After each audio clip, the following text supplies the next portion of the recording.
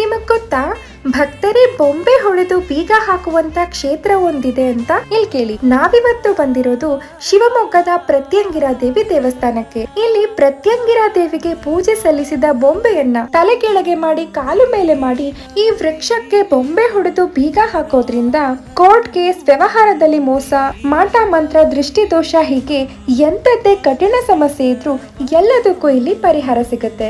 ಇದಲ್ಲದೆ ಈ ಪ್ರತ್ಯಂಗಿರಾ ದೇವಿ ದೇವಸ್ಥಾನದಲ್ಲಿ ಗಂಟೆನೇ ಇಲ್ಲ ಅಂದ್ರೆ ನೀವು ನಂಬ್ತೀರಾ? ಎಸ್, ನಂಬಲೇಬೇಕು. ಈ ಕ್ಷೇತ್ರದಲ್ಲಿ ನೀವು ಒಮ್ಮೆ ಆದರೂ ತಂಗೋದ್ರಿಂದ ಇಲ್ಲಿ ದೇವಿಯ ಸಂಚಾರ ಇದ್ದು ಗಂಟೆನೇ ಇಲ್ಲ ಅಂದ್ರೂ ದೇವಿಯ ಮಹಿಮೆಯಿಂದ ಗಂಟೆ ಶಬ್ದ ಕೇಳಿರುವಂತಹ ಎಷ್ಟೋ ಭಕ್ತಾದಿಗಳಿದ್ದಾರೆ. ಇದಲ್ಲದೆ ಪ್ರತ್ಯಂಗಿರಾ ದೇವಸ್ಥಾನದಲ್ಲಿ ಮತ್ತೊಂದು ವಿಶೇಷ ಇದೆ. ತಮಗಾಗಿರುವ ಅನ್ಯಾಯಕ್ಕೆ, ಮೋಸಕ್ಕೆ, ವಂಚನೆಗೆ ತಮ್ಮ ಸಮಸ್ಯೆಯನ್ನ ಹೇಳ್ಕೊಂಡು ಖಾರವಾದ ಒಣಮೆಣಸಿನಕಾಯಿಯನ್ನ ರುಬ್ಬಿ 48 ಬಾರಿ ಪ್ರದಕ್ಷಿಣೆಯನ್ನ ಹಾಕಿ